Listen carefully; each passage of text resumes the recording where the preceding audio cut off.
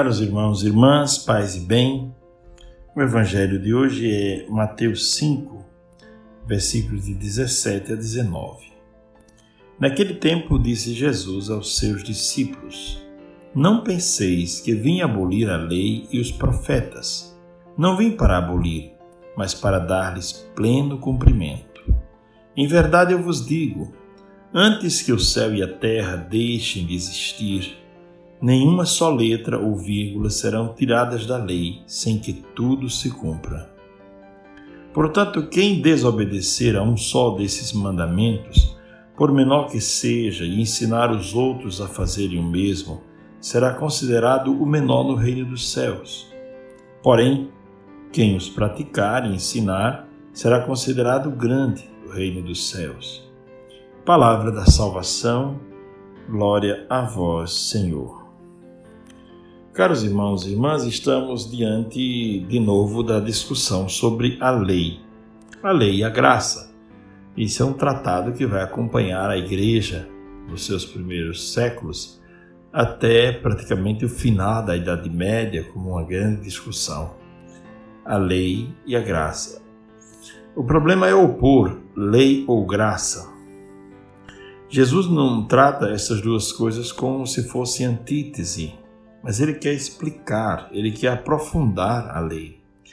Ele faz questão de dizer que não veio para abolir a lei. Não vim para abolir a lei, mas para dar à lei pleno cumprimento. Porque a lei significa a Torá, a lei antiga. Significa os primeiros livros da Bíblia, onde estão escritos justamente os mandamentos. Não vim para abolir nem a lei e nem os profetas, porque os profetas são aqueles que dão o cumprimento àquilo que está escrito no Pentateuco, nos primeiros 5 livros. Então Jesus não nega nada. Mas ao contrário, ele quer aprofundar e ele quer dar uma lei maior, que, como disse já em outros momentos, será dada numa montanha, assim como Moisés deu a primeira lei ao povo, Deus deu através de Moisés, e foi escrita em tábuas. Agora a nova lei será escrita no coração do homem, pelo Espírito Santo. É a lei do amor. Essa é a lei que nós somos convidados a viver.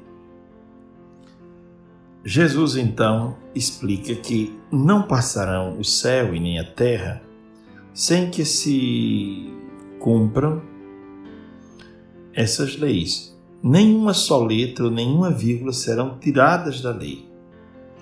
E ele diz mais: quem desobedecer a um só desses mandamentos, por menor que seja, será considerado o menor no reino dos céus.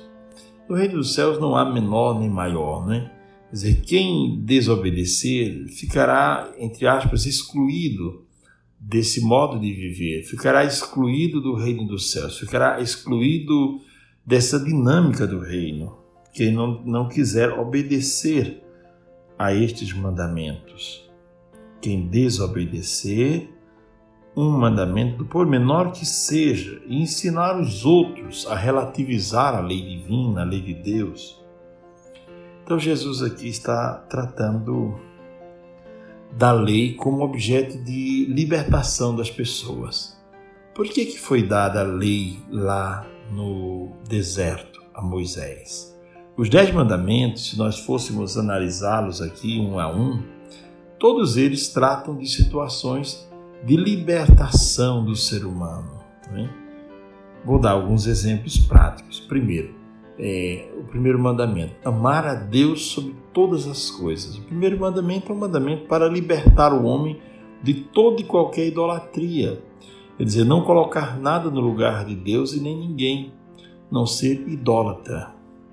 Ideolatreia, quer dizer, prestar culto a outros deuses, trair o Deus verdadeiro, o Deus que nos criou, o Deus que nos salvou na cruz por meio de Jesus, Então, ideolatreia, prestar culto a um Deus falso. Prestar culto a um Deus falso significa tornar-se escravo, porque todo ídolo exige sacrifícios. É Deus, e Deus não exige sacrifícios. No segundo mandamento, não tomar o seu santo nome em vão.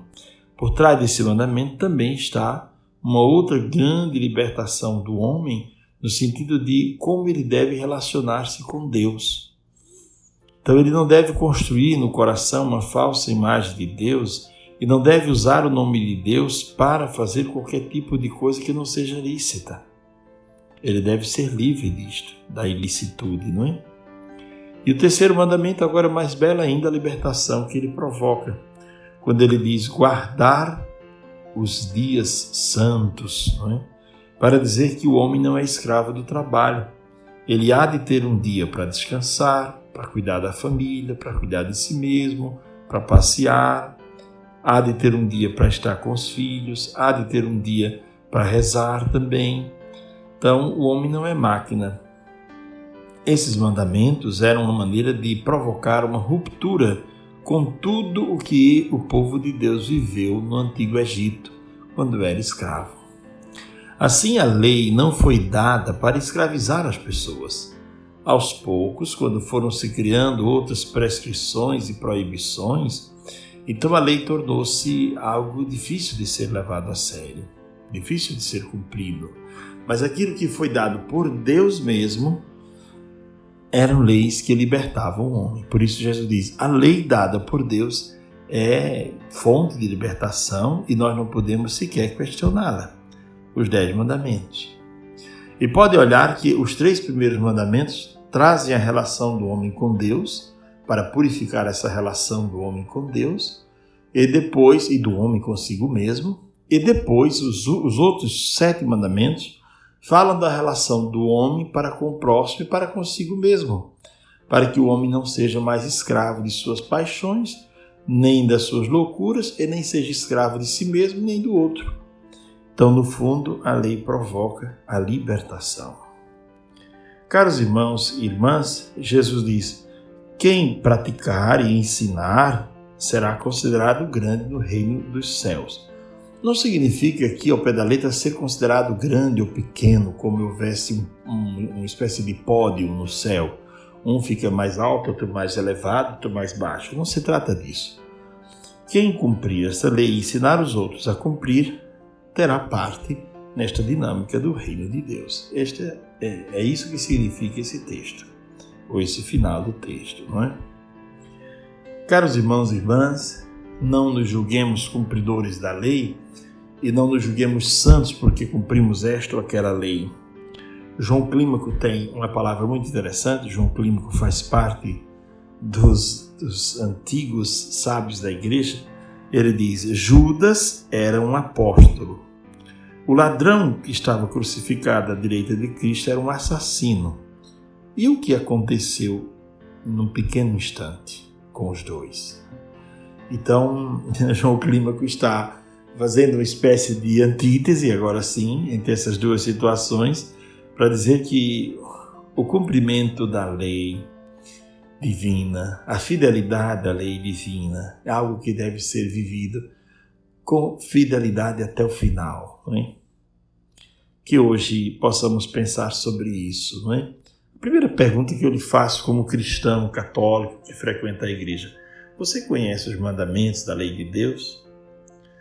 Você procura ou já procurou refletir sobre esses mandamentos e meditar sobre eles?